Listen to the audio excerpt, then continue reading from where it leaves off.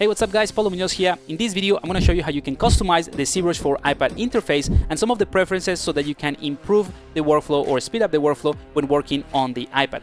I've been part of the beta testing group for a few months now, so I will be able to share some of the things that I found really useful when I was testing this and trying to create an entire project all within the iPad. So this video is about preferences and customizing the UI, but if you want a full overview, head over to the first video in the series, which is the introduction and overview to the entire interface. Let's go ahead and jump straight into it. Alright, so let's go ahead and start with some of the obvious things. Now, because this is obviously a version for iPad, you won't be able to see or you won't be able to have things like the anti-aliasing, which is something that is part of the PC version. The reason why is because that anti-aliasing puts a lot of a strain into your, let's say, processor, and because this is an iPad version, you don't need to have that. So you might be able to see that if you get closer to whatever you're working on, there might be a little bit of jagged edges. It's kind of like hard to see, to be honest, but it's in there. So if you find out that there's a bit of pixelation, I'm going to switch to the monitor, see if you can see that a little bit better.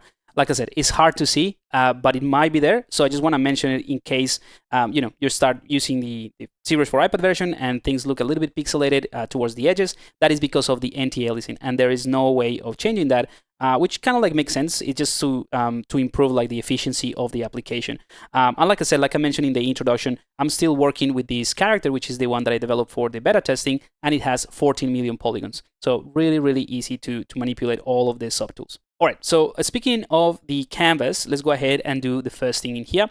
So let me switch back to the full camera here.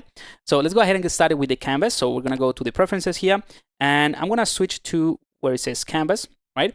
And we're gonna come back to some of these, but the canvas is pretty self-explanatory. So this is what controls your canvas, the background and all of that. So in earlier versions of Zbrush, you have the range, which is kind of like a gradient. So if you click on this slider and you move it, you pretty much get the same effect. I absolutely hate that gradient. I think it doesn't work for me. So straight away, I just change it. But this is where you can, get rid of it in case, or add it if you wanted to. So pretty self-explanatory. Now I'm gonna leave it just to show you that you can also change the center. That basically is the center of that gradient between black to white. So you can just change that with that. And you can also change the rate. That's kind of like compressing that, that gradient. So again, it might be something that you're used to and you need that to work a little bit more comfortable. So it is there. So I just wanted to show you. Personally, I don't like it, so I'm going to leave it as 0. But you can also change the color. So I can go ahead and change the color for something more like this yellow. I think that would work a bit better for my, let's actually select it. Sorry. There we go. This will work actually much better for the presentation of my character, right? So if I just show you this, it looks more interesting. It kind of like goes with that stylization. But anyway, if I go back to canvas, I just want to mention when you click on this, you have 3 ways of selecting things. And I think this is actually a very nice way of interacting with this type of colors. Again, because it's something that was created for the iPad version, I think it works really, really well. So maybe something a bit more orangey like that. That would work quite well. And I can click on this icon and I will add it to a set of custom colors. So anytime I can go back and pick that up. So yeah, I think that as a presentation render, it would work quite well. And I can now go ahead and click on PPR and produce a render. Now, that basically covers what the canvas is. It's pretty self-explanatory, like I said. You can also click on Fill Object from here, which is the same thing as clicking on the color palette or the color picker here, and click on Fill Object if you want a different object. And that obviously is going to affect the selected subtool. So in this case, the face, right? Just with Polypaint. Now, since I just showed you this simple background to do a nice render, might as well show you a couple more things about the rendering palette.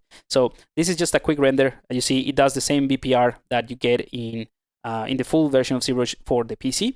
But let's go ahead and turn on the floor. So when I click on BPR, we're not only going to do, let's actually put a bit like so. I'm also going to turn on perspective, so we have a bit more of that, because I think the camera was kind of like looking underneath. There we go. Let's click on PBR. And you see now we have nice shadows, and we also have the contact shadows here because we have the floor enabled. But now let's go ahead and open up the render palette from this icon right here. Let's go to the render, and I'm going to click on this icon as I show you in the intro video, just to dock that into my floating window right here. So this is the one that I can bring in or move at any point. So I'm going to be working with render. Let's put that one over there. Let's click on that one, and you see we have access to a bunch of things in the render. So I'm looking for the PBR shadow. So that's the main one that I want to kind of like change to get something a bit nicer in here. So for the PBR shadow, what I'll do is I'm going to increase the raise, maybe not so much, something like that. The larger the number, or like the higher this value, the longer it's going to take, but the more accurate. So I'm going to take the blur as well, maybe to 4. And the one that I wanted to change the most is the angle. So the angle is going to kind of like spread the light a bit more. So you have like a nicer set of shadows that are not as sharp.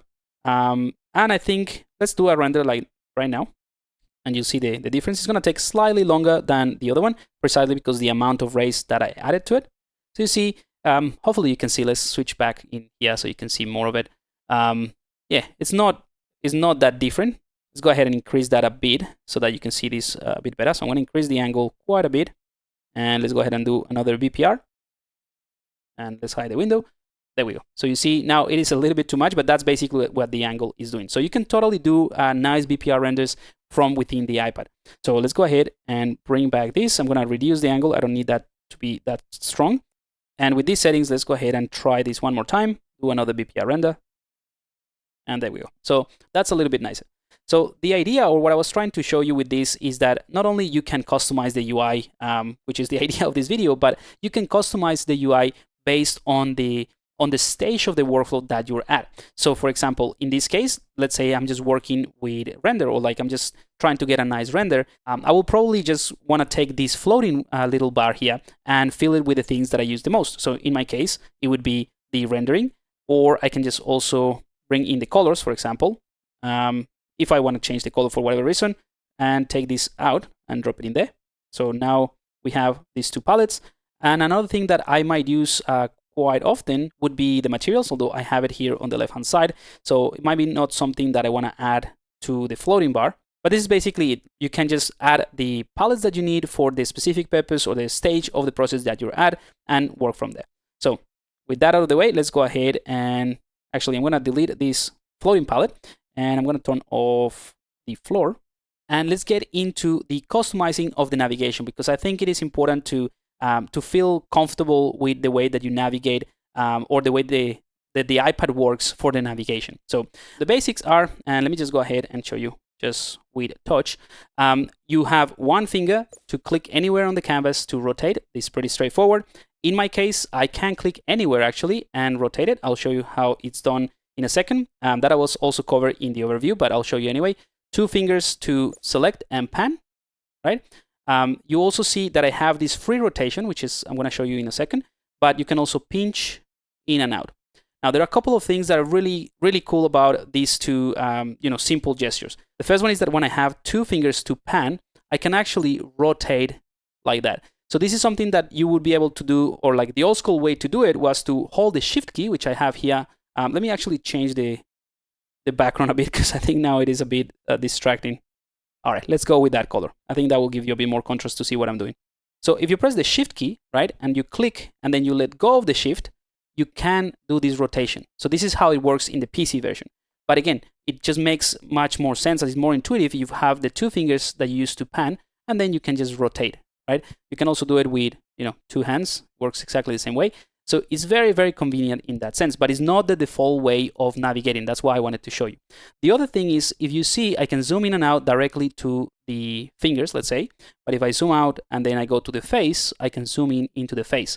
So the things that you can change, that you can optimize for the navigation, is those 2 things. You can rotate everything at once, and you can pinch or zoom in and out to wherever you have the center of the pinch. So if I put my 2 fingers, let's say around here, the center of my pinching would be around here. So I can just do this, and you see it is getting closer to that. Again, I'm not going to spend too much on this because the navigation is absolutely intuitive. It's really easy to use.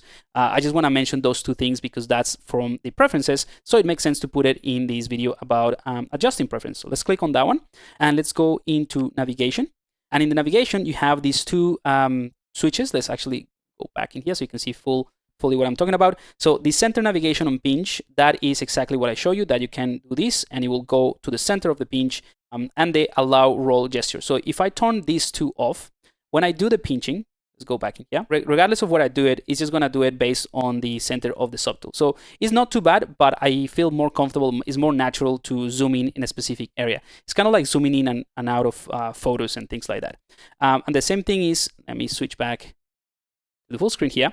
If I take my 2 fingers, I cannot rotate things around. So this is up to you. I think this could be good if maybe you wanna have always like a floor or like a ground, and you don't want to be able to rotate things like that. You can still do it the other way around, or like the old school. So you have the shift key, click, let go of the shift key, and then you can do this, right? But again, personally, I prefer them. So that's where you go. You go to Preferences, Navigation, turn these 2 things on, and then you have the pinching, a bit more natural, and then you also have that roll, right? Totally up to you, but it's important to know that the options are there, and then you can customize it, and that will speed up the workflow. I guarantee it. Now, the next thing is more about interacting rather than navigation, but it's something that you will use while you navigate anyway. So I want to cover it in here. So this little floating window, that's again your modifiers and your quick access. So this is almost like your spacebar in a way to get this set of menus. But you have your shift, your control, and your alt, right? But you can actually change this if you don't like how it looks. You can go to Preferences, then go to UI. Obviously, this is an UI element. And here at the bottom, you have this icon set. So this is the modifier wheel. This is the modifier wheel. Sorry. So you have the medium size, which I think is perfect, but you can change this to be a large one or an extra large one, depending on the size of your fingers, I suppose, or very, very small. I think the medium one is perfect. The position, again, you just hold the center and move it around, so it's pretty straightforward. The icon set is the thing that I want to show you. So these icons, for me, it makes sense because, again, I've been working with these for a few months, so I got used to these icons and the position of them. But if you don't know, or maybe you're just getting used to it, you can just change the icon set to be key icons, right? So this is more in line with, let's say, like a Mac user. So you have the shift icon, or the command, I suppose. I think that's the command or control, something like that in Mac. Or you can just go for key labels, and that actually tells you what the label is. So let me show you, right? Hopefully it's a little bit better to see. So icons, labels. For me, the action icons, it's nicer, and I'm already used to it, so I prefer it. All right, so that is one thing about this little wheel. Now, the other thing here on the user settings is you can change, if you're left-handed, you can click on this icon, and you'll see now things will be on this side, and then you can just work in the same way, but left-handed. So really, really cool, really simple stuff. Everything else works the same. I have no control of my left hand. It's very, very rough, so I'm just gonna set it back to what it was. I won't be able to use the left-hand side mode anyway. All right, so let's set this back in here. Oh, one more thing that I should also mention. Again, it has to do with the left-hand side and the right-hand side, but if you move this thing from the left to the right, it dynamically changes the position of the modifiers, which I think is fantastic. So pay attention to where this modifier is. If I move it to the other side, it just changes to this side. So it just makes sense. But again, it's more about if you're going to change the entire UI to be left-handed. So really cool stuff. Now let's go back to the preferences. And since we're already here, I just want to show you that you can toggle on and off the thumbnail. That's the one right here. I'll show you how to do that in the overview, but you can actually click on this one and scale it up if you wanted to. You can also enable the camera, or like not the camera, sorry, the cam view. And that's basically this one right here. You can change by going to next, and that changes a different type of cam view. I'm gonna do it a couple more times so you can see this is earthquake, right? So you can do that. Like I said, I don't find this one as useful, and the idea of this video is just to provide you with some tweaks of the UI and the preferences so that you can work a little bit faster. So if you want to, they're there. I prefer to toggle them off, and it looks a little bit cleaner, and I prefer this way. Now, because we're still talking about navigation and the interaction of this wheel and the modifiers with the navigation, I want to show you something else. So let's go ahead and open up the subtools. I'm going to go ahead and click on a new sphere, and let's go ahead and find it. There you go. We have the sphere. I have the solo mode mapped to 4 fingers, so I'm going to tap on the 4 fingers, and I'm going to go into solo mode. And let's actually switch to a white color. And actually, I'm going to change to one of my materials. Maybe let's go for this one. Okay. So if I want to do, let's say I want to clip something, right? I want to cut this like so. So I can click on my brushes. I can go to clipping, right? And I can select my brush. And it's telling me, all right, this brush is being selected as the active brush or as the active selection brush. So I'm going to click on skip node until next restart. So I'm going to click skip node until restart. Great. So now I have the clip brush. But how do I access the clip brush? That is the question. So the idea with the clip brushes in the PC version is that they live on the shift and control. So you have to press the shift and the control to be able to clip. In this case, you can do the same thing. You can click on, let's say, control and shift at the same time. So doing it, right? So you see it's accessing the clip brush. So by clicking on these two things, and now I have the, control and shift accessing the clip brush, and now I can do this and it clips. But that's a little bit cumbersome to do, like the two fingers and all of that. So what they've done, which I think is really clever, is that you can hold and drag, and that way it allows you to access those things. So you don't have to use two fingers to hold those things, and you can do that in multiple ways, but you can click and drag, and then you have access to that, and it goes out, right? Fantastic, right? So I just wanted to show you that because it's one of those things that is not as intuitive, but it's a super important part of the workflow. So again, I'm gonna do it from the monitor so you can see a little bit better. So I'm gonna tap on the control and drag to the shift. So now this is activated. So you see all the different clipping brushes or knife brushes at the bottom. I'm gonna maybe use a knife brush so I can cut things like so. And there we go. And the difference between the clipping and the knife really is that the clip is just pushing the geometries towards the clip area or the clip curve, whereas the cut is actually cutting it. So if I turn on my polyframe, you see it just creates a new geometry compared to the other one that is sort of like pushed towards the clip mask.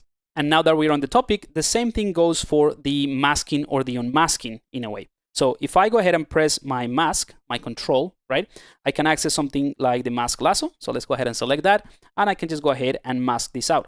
Now, if I let go, it doesn't invert the mask, so you need to press the Alt, and that way it inverts the mask, right? So little things like that, that is just a matter of like knowing how to access them or knowing where they are, so that once you know and you get, so you spend a couple of days working with this, it becomes super intuitive. I can guarantee you that just spend some time like adjusting your workflow to work with just this little wheel, and there's no need for a keyboard. That's what I really love about this application now.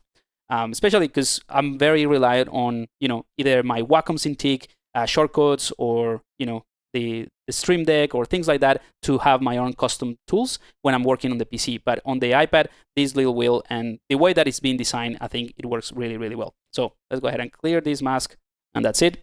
Let's turn off polyframe as well. And let's continue with a couple more things about navigation. So let's get out of solo mode now. I'm going to delete that subtool. So I'm going to go to my subtools. And where is my subtool? There we go. And this is something that I showed you or mentioned in the previous introduction video. But if you click and drag to the left, or from right to left, you can delete that like so. So I'm going to click OK, and that deletes that little sphere or whatever that was. All right, let's go ahead and switch back to the skin shade 4. So we can see things a bit better. And let's go back and talk about navigation. All right, so let's open up the preference palette, and let's go back to input. So input is the first one in the user preferences in your in the preference window or preference palette. Now you have the pencil options, which allows you to double tap or squeeze. I think this pen is the second generation. I don't know if I have the squeeze.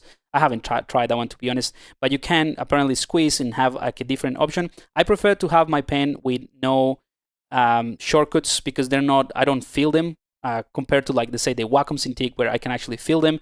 It's a little bit easier for me, so I prefer not to have any of these. Now, there's a couple of things that I do want to mention, which are the palm rejection and the remap input sensitivity. I haven't played much with this, but it allows you to customize essentially how sensitive things are. So I'm going to leave it as it is because I think it works totally fine. And the palm rejection, I don't remember what the default settings were or like the value, but I prefer to put it at the maximum, so it's not recognizing my palm at all when I'm touching or when I'm sculpting. So this is always at the highest for me in terms of these values. The next thing would be the touch navigation. So this is what I meant about the single click to move things around. So if you don't want that, you can just click on this icon, and that way, or not icon, this toggle, and that way if you actually click on something or a subtool with the finger, you can actually sculpt on. To me, that doesn't really make much sense, so I'm just going to turn it on. And the touch strength is just purely the compared to the pressure that you would have on the Apple Pencil, let's say, but with your fingers. So you can play around with that. Again, for me, this is the default, and I'm not going to touch it. I'm not going to change it. So this is going to be the touch navigation. Now we get into the 2-finger tap, 3-finger tap, and the 4-finger tap. So these ones are 3 ways of add additional functionality to speed up your workflow that you can control. in my case, I prefer to leave, and again, this is something that I mentioned in the overview, so I'm going to go a little bit faster, but let's switch here so you can see things better and read things a bit better. So you have the 2-finger tab, in my case, is set to undo. So let's actually select something like the poncho here. Let's go solo mode. Well, we can go in solo mode with the 4 fingers. There we go. And with the move brush, I'm going to use my fingers to increase my brush size. So this is how you increase the brush size, by pressing or sliding with 3 fingers up or down, right? Or you can just do it from the left-hand side. Again, I covered this in the introduction. You can change the size of your brush and the focal shift and everything from the side. So this is a pretty easy thing to do. All right, so let's say I want to do this, and maybe I made a mistake. It's like, oh, I forgot to enable symmetry, right? So I can just tap with 2 fingers once, and it will go and undo it. So let's go ahead and enable symmetry now, and I can just go ahead and adjust it like so. Maybe do this a couple more times. And I said, you know what, that doesn't work for me, so let's undo that. Just keep tapping with 2 fingers, or if I want to go forward, I can use 3 fingers, and that will just move forward. So very self-explanatory. That's the reason why I have the 2 fingers and 3 fingers set to undo and redo. And this is the same thing that I have in Procreate, for example. So for me, it just makes sense to move, let's say, between Procreate and Zbrush now for iPad, and have this sort of functionality in there. It's almost like second nature. Now, the 4-finger tab is set to solo mode, but any of these 3 things, you can set them up for whatever you want. So I can't remember, but I think the default is set to lowest and highest subdivision. So with this example, let's leave it there. We can go ahead and set the 2 fingers. Let's go to higher res. And for the 3 fingers, let's go to lower res. So that means that we can tap once, double, and then we go higher resolution, higher, higher, higher. So now we have 1.5 million polygons in this one. So we have plenty of resolution to, let's say, add details or like polypaint, that sort of stuff, or 3 to go back. So you can use 3 or 2 to go up and down in your subdivision level. Now, the reason I didn't set it up like this, or I changed it to be undo and redo, is because we have access to this type of things from the subdivision menu. So we can click on this icon here, right? And that allows you to do the same thing. So I personally prefer to find the kind of like the right subdivision level to interact with it, rather than just using the tabs to go up and down. I just like to find, like, let's say, you know, if I want to do some large proportional changes, I'll go to the subdivision level 1, or for details, I just go to 5. So, you know, for me, it just makes sense to do it from here. But again, that doesn't really justify what I have, which is the undo and redo, because I also have them on the left-hand side of the interface in here. So I can undo and redo from here. So that is the same thing as what I'm trying to justify, let's say, from here. So you can just do this. So it's just a preference, really. There's no, you can access the same thing from the interface. It's just something that simplifies your workflow. So for me, if I do a mistake, it's just easier to, let's say, I'm going to use something else. Let's go ahead and use a custom brush. Let's use this one. And I'm going to, let's get out of solo mode. Let's go back in solo mode, and I'm going to reduce my brush size quite a bit and do something like this. I mean, it's nothing, right? So if I make a mistake doing this, it's a lot easier for me to just tap on the screen and continue. Obviously, I changed that, so let me just set it back to undo and redo. And that way, I can just tap once, and I made a mistake. It's like, oh, I made a mistake twice. So it just makes it easier for me to do it. So it's very much a personal preference thing, but I wanted to cover it in case you want to change it. So I think these 3 things, these 3 gestures are fantastic in terms of customizing the user experience. All right, so the next thing I want to cover has to do with the file. Let's get out of solo mode here. Let's get back in here. So if you remember in the introduction, I showed you that you have access to the C tools, C projects, and all of that, even the quick save. So this is where you can change how often Zbrush does an automatic save. Personally, when I was doing the beta testing, I had this one almost like at 8, or like very, very short or very small number, because I wanted to constantly save in case it crashed. Obviously, you know, it was part of the development, so it was good to kind of like send the bugs and that sort of thing. But now that I think it's more stable and that it's working just fine, I don't want Zbrush to constantly save all the time. So I like to set this one to the highest number and the rest duration as well. So that means even if it is in idle mode and I don't touch it, it's not going to do an autosave. That's a very personal preference. So, you know, I will leave it up to you if you think it's better to, or if you forget constantly to save, maybe don't do that. But I just wanted to show you that this is where you do it. You can also change how many files Zbrush saves or are saved in the quick save file. You can skip the history if you wanted to. You can optimize. I'm not entirely sure what Zbrush does behind the scenes to optimize it, but I guess one of the things is to remove the undo history or something like that. But you can leave it on, and then you can also click on delete quick save files. I'm not going to do that, so I can show you where they are. But the most important two things are the save options. So the default is saving this as a subtool. And the second thing has to do with the action on tab, which is save. So I'm just going to show you this in a better quality. I mean, just so you can see the screen really. So again, these are my preferred saving settings, so that whenever I tap on the save icon on the top left next to the home, it's automatically going to save as a Z tool, right? So all I need to do is tap once and it will save a Z tool. However, if you prefer to save as project, you just need to change this to project, and you can also change what the next action is, or like with the tap action. So in my case, like I said, this is what I prefer. I want to save a tool. But if I'm working on a larger project or something that I need to keep track of the different stages of the process, I can change this from save to save next. You can also save it as save as. So every time that you press the save button, it's going to ask you, how do you want to name it? In my case, I usually just name the first file and then I use the save next. And that way it will create, or it will save the next file in the, incrementally. So let's say this one is called Shaman 1. If I click on or tap once on the save, it's going to save the C tool as Shaman 2 or Shaman 3 and so on and so forth. So again, very, very personal stuff, but I prefer to click on save. So it will save over the same subtool. And if I want to, I just need to hold it. So let me just show you.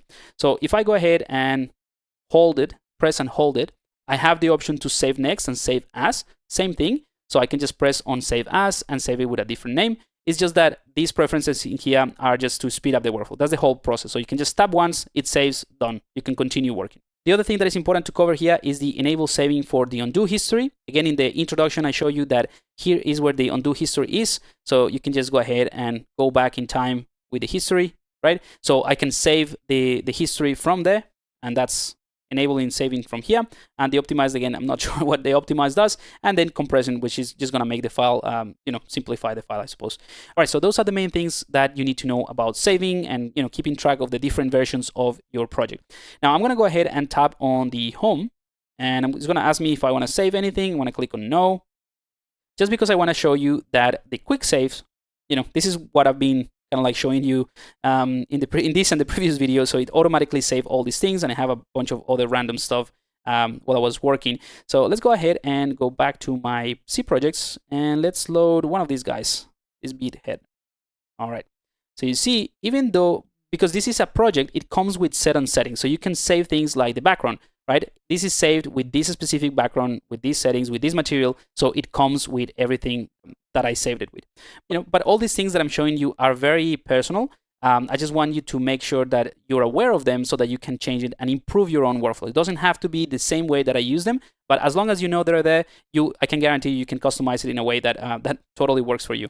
So let's go ahead and click on the preference tab here, and we're gonna go to the pressure. Right? And in the pressure, you have these three sliders for size, the C intensity, kind of like the volume, and the color sensitivity. Now, these sliders are not necessarily the sliders that you can change, the size of your brush or how much volume you're adding, but they are actually there to customize the input or the way that the pen actually interacts with it. So just to show you what this means, I'm gonna go to the Z sub, yeah, and I'm gonna add. I don't know which, let me just switch to the standard brush so it's easier. So I'm gonna click on that one, go to the maximum, and I'm gonna make sure I have the head selected. And I'm gonna do something like this. So this is obviously very, very strong, right? And I'm pressing, actually, let's undo that. Let's do it a bit easier so you can see. So I'm gonna go slowly and then press harder. So you see, it's still recognizing a little bit of the, the pressure of this pen, and it's giving me that tapering effect. But it is 100% the strength of the Z intensity. And in here, what I have is the sensitivity. See, these sliders have nothing to do with each other in terms of like, if I change one, it's not going to change the amount that I applied.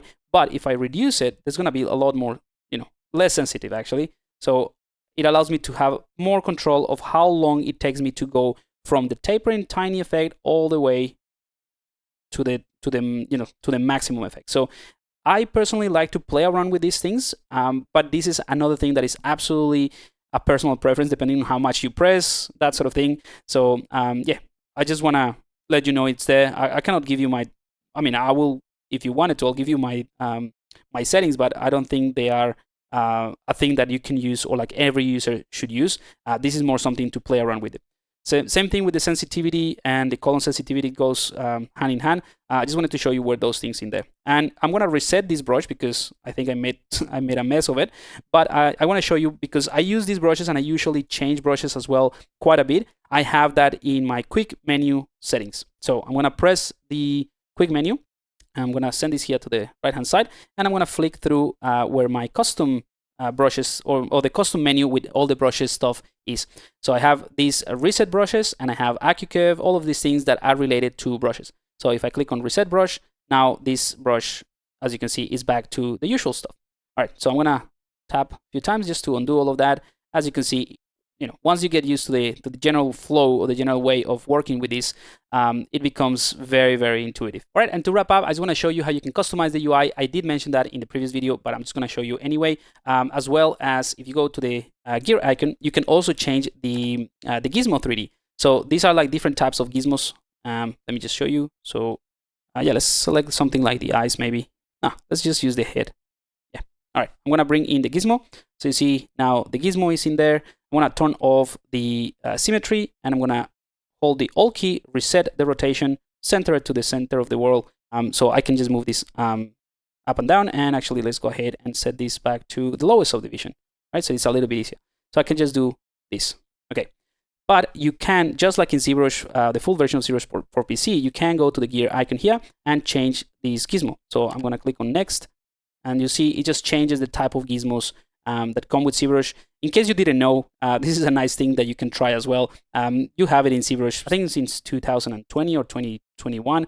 I can't remember, but the gizmo, it's been there for ages. So you can change things like the gizmo size. So again, more things about customizing the way that you see things in a smaller screen, but still good enough for you to manipulate and interact with your models. So again, that's in there. I'm just gonna find the one that I prefer, which is this one, and let's reduce it. I think that's good enough. And that's it. So you also have the tap to exit gizmo mode. I prefer to leave this one on, but if you want to, you can turn it off. So the difference is that, let's say right now, if I don't want to use the gizmo anymore, instead of clicking on this one to get out of it, which is pretty straightforward, I can just type somewhere in the head or whatever, and then just start sculpting. So I don't need to click on this one. But it's just a matter of preference again. So this is the button that you want to turn on or off. Let me just show you. That's the button if you want to change the tap to exit for the gizmo. All right, so I'm going to show you again. I've covered this briefly, but you can customize this. So you see I have a bar with custom brushes, and I have another bar with another set of custom brushes that I use often. So basically I have 2 of the masking brushes that I use the most, 2 of the selection brushes that I use the most, 2 of the knife or slicing brushes that I use the most, anchor brushes, the gizmo, well, this is the transpose line, and the clipping brush. Now, you don't have to do this one if you don't want to. I don't know, I'm kind of like used to different processes this way, but you could be on the default one. And like I said, you can hold the control and that access all of your masking brushes in the same way that you can do from here, right? Or the same thing for the shift. You get access to all the shift, or not the shift, all the smooth brushes. Now with this one, I actually want to show you something. Let's get into the full screen here. Hopefully you can see, but all of these brushes now, they have tiny little icons or tiny little white icons inside the brush itself that tells you kind of what each one of these does. So for example, it's gonna be hard to show you that, but let's go maybe with a larger brush size. Let's find all the smooth ones here. There we go. I think this one is gonna be a little bit better. So for instance, this one right here, the third one, it's something that I use often. So I'm just gonna hold and then click on add to favorites, right? And that's how you add some of these brushes to your favorites, which will be here at the top. So now this brush appears there, right? So this brush, I'm gonna remove it from favorites just to show you again. Let's go back into smooth. This brush is the smooth polygroups, right? So if you have a bunch of polygroups, this is going to smooth out the transition. Let me give you an example of that. So I'm gonna go into polyframe. Let's actually switch to a different material here. And I'm gonna use my selection brushes. Let's go to my selection brushes here, Control Shift, do this one. I'm gonna use a custom shortcut again. It's something that I use often, so I have it in here. So I'm just gonna go to the auto groups or the group visible, it doesn't really matter. Bring back everything. So now I have these 2 polygroups. You see, once you get into the into the flow, this whole thing makes it really, really easy. And now if I press the Shift key to smooth, let's go ahead and select it. So smooth polygroups, skip until next restart. So now I have the smooth groups or polygroups. I'm going to hold the Shift key, maybe increase my brush size a bit, and I'm going to smooth that out. So you see how it smooths the transition between the polygroups, really nice and easy.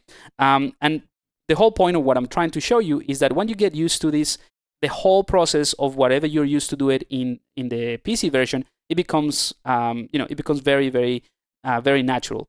But again, the other point is that now these little icons, they kind of like make sense because all of these little squares in the polygroups or the smooth groups, they're kind of like different groups, and it allows you to smooth those groups. So it kind of like makes sense. You can smooth parts, you can smooth this other one, these 2 right here at the bottom. So this one and this one. So those are for smooth peaks and smooth valleys. So you see the fill part of the little white icon is here at the top, whereas the other one is at the bottom. So again, tiny little enhancements that I think for the construction of this, such a powerful software, but for the iPad, it just makes sense, and it makes it like really, really easy. Again, this is something that I use quite often, so I'm going to put it into my favorites like that, and I'm going to undo all of this. All right, cool. Let's go back into marble material, not marble, so gray material.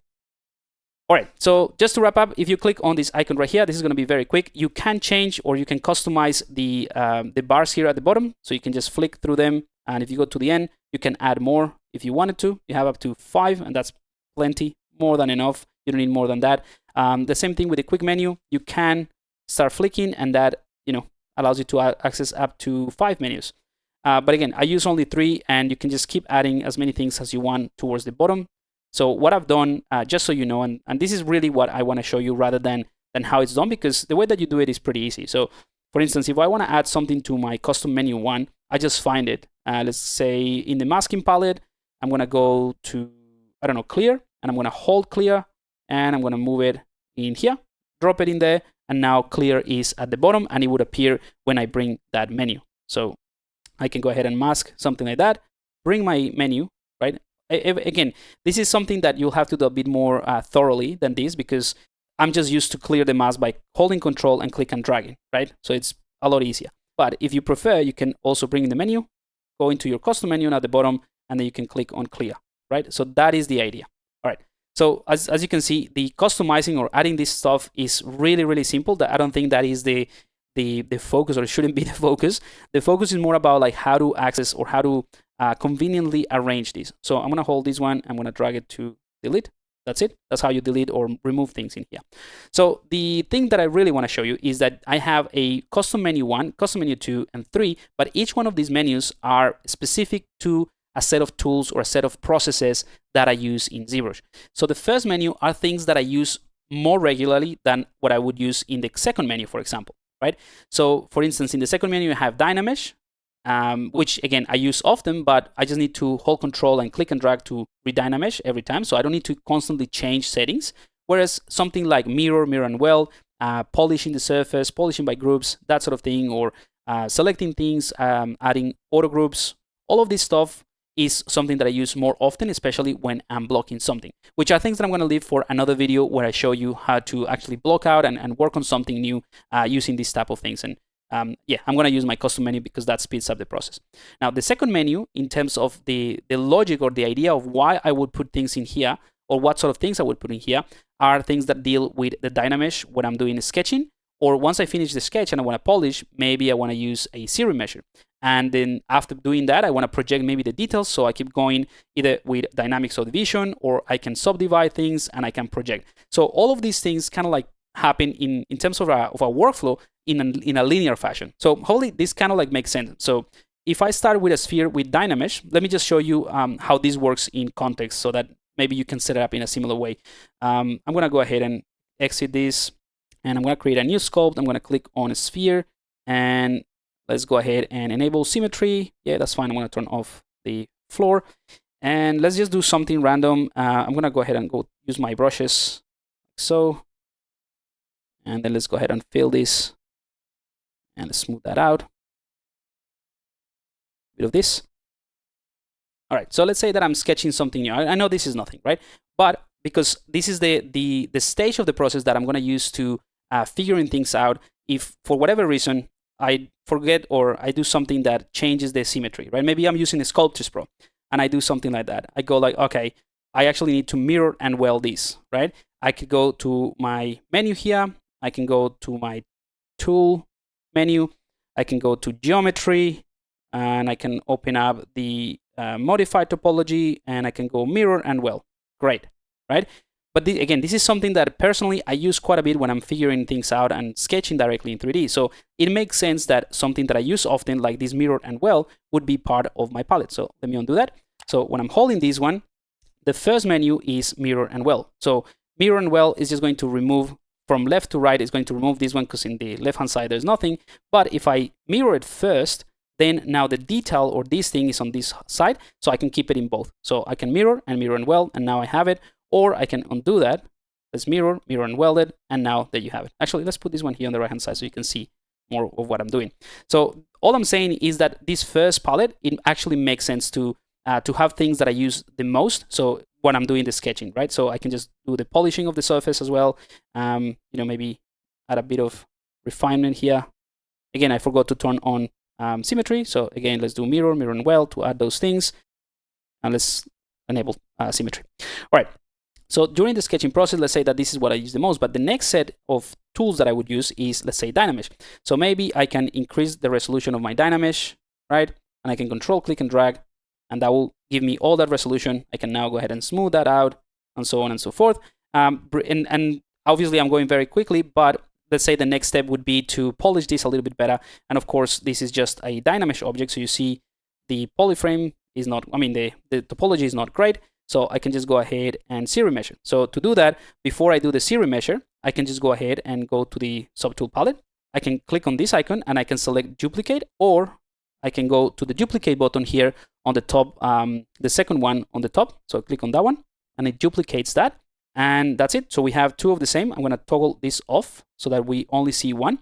And let's go back to my custom menu. I'm going to set a polygon target count of, let's go for 2.3. This means 2,300, right? This number is in the thousands. So let's series mesh that. And also maybe this is a good opportunity to show you the series meshing process in Zbrush for iPad. So it's just going to take something that has about if you look at the top left-hand side, has a 1.7 million polygons. So it just did a nice remeshing, to accommodate for those details. Great. So again, going back to the idea of having the custom menu, the way that I set it up is for the stages of the workflow. So I can just go ahead and say, okay, this is good. I have the series measure. Now let's go ahead. Obviously, I'm not going to use dynamic, or you can click on dynamic and see how things, actually, that could be a good idea, sorry. So you can click on dynamic, which is the same thing, or of subdividing. So this allows you to see, okay, I need about 3 subdivision levels to visualize this nicely. Let's click on apply. So now that we applied it, we have the subdivision here. So we can go to the lowest to the highest subdivision. Now, if I continue in my custom menu, again, in terms of the workflow, I can go to the bottom where it says project all or project from history. Now, project from history has to do with the history settings, but I'm just going to keep it simple. So let's go ahead and toggle on the subtools, the other subtool, and I'm going to project the details of this sketch. So this one into this one, right? So let's go to the custom menu, click project all, and that's it. We've projected that. So we can take this sketch and maybe let's go ahead and delete it by clicking and sliding. Click OK. So now we have the same thing, stone of polyframe. So this is exactly the same thing as I had in my sketch when I was figuring things out, but now we have a nice topology. So whenever we rotate things around, it just sort of automatically sends you to the lowest subdivision level. So it's a lot easier to interact with this, but we still have all the details. And if we want to add more, of course, we can go ahead and smooth all of this out, right? And then maybe add a few more things, to continue the process. But yeah, basically this is the idea, or this is actually what I wanted to show you in terms of the customization. Don't just put things randomly. Try to figure out a way to go with the flow of your workflow. And personally, this is what I use. So that's why I have it like at the top, we start with Dynamesh stuff, and then we move into series measure, dynamic, divide or subdivide, and then projection to get to this point, right? So that's the idea with these menus, and that's the reason why I customize them. Now, the this is the first menu. Again, I use it constantly. The second one is more about the workflow, and the third one has more things to do with brushes. So I do prefer, or I do like to customize my brushes and tweak them a little bit to work a little bit faster or to do certain things. So all of these things that I have in this menu are related to the to customizing brushes and things related to the brushes process. So for instance, I can store a morph target, and then I will use that morph target with the morph brush, right? I also have the double and the flip enabled here, or in this part of the menu, and that is so that I can see when I'm sculpting the two sides of the polygon, right? But most of the things, again, it's pretty simple. I'm gonna give you real scenario of what I would use this. So if I select my brush size, or my move brush, and increase the brush size, I can do this, and that obviously is your normal. In fact, let's go ahead and bring this down. So you see, I can do it from here, or I can do it from my custom menu. In certain aspects, it's easier to go to this one, unless I'm just working with the menu here. But anyway, so you could do this, or if you want something a little bit more pointy, you can enable AccuCurve for the brush. So that is done from the brush palette. You can go to the preferences by clicking on the icon here, which is something that I haven't mentioned here on the top right-hand side corner. I can click on that, and that brings the settings of the brush palette, or like the brush palette actually.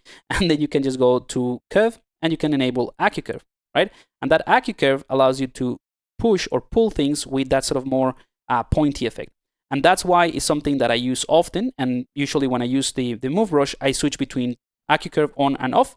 And that's why I have it in my third custom menu, and it's the first one. So now I can do these nice simple adjustments, but if I want something a little bit sharper, I just enable AccuCurve like so, and the AccuCurve allows me to do those type of things, right? Same thing with the mask, right, or the face mask. If I have something that is very, actually, let's go ahead and go to the high subdivision level. I'm gonna remove AccuCurve, and I'm gonna try to make this this blob very, very thin, right? And again, it's something that I use in the PC version quite often, so I want to have it in here as well. So if I go with the clay brush, or the clay builder brush, right, and let's decrease my brush size. If I do this, I can add volume really quickly, but because this is a small or like a thin area, if I rotate around, well, in this case, I'm going to have to press a little bit harder or with a larger brush, but it usually happens when you have a very thin mesh. So let's do it like so, hopefully. There we go. So you see, you end up with these issues that it is pulling the faces at the back of where you're adding your brush, or the volume with your brush. So let's undo that.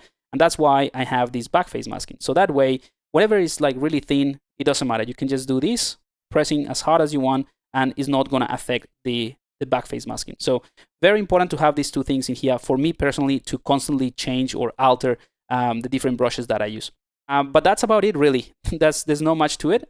This is how you can customize the bar. You can hold, if I go to my custom bar, let's go to this one. I can find, let's say, my tubes, hold that, and drop it in there. And that's how you add it to a custom bar. And to remove it, you can just, again, tab, hold it, drag it to the bin. And the same thing goes with the quick menu. One thing, though, about the quick menu is you can create these little sliders in here. Or not create, but like drag the sliders so that you can divide certain workflows. And basically, if you look at custom menu 2, this is basically what I divided the different workflows, or different stages of the workflow with that slider, or not slider, that divider. So you can hold that divider and drag it like so. You see, let's drop it in there. So you can create a little section like that visually might help you. So let's go ahead and remove that in the same way that I did with the other one. Click done, and you're good to go. That is pretty much it in terms of the customizing of the UI and the things that I needed to show you to get you started, at least with this new version of the Zbrush for iPad. All right, so another long video, but hopefully all the tips and tricks about customizing the Zbrush for iPad UI has given you ideas of how you can improve your own workflows and setting up things for yourself. Again, I just want to emphasize that whatever works for me in the way that I work might not be the same for you. So you might be used to a different methodology, different workflow, but what I want to highlight is that this version of Zbrush, or the iPad for Zbrush, just like the full version of the PC, allows you to customize things in a way that works for yourself or for your workflow. And I think that's one of the biggest things. One of the really valuable things is that you can adjust the iPad version for your own workflow as well. So again, hopefully this has been of help. If you have any questions, drop it in the comments, and I'll see you in the next video. Cheers.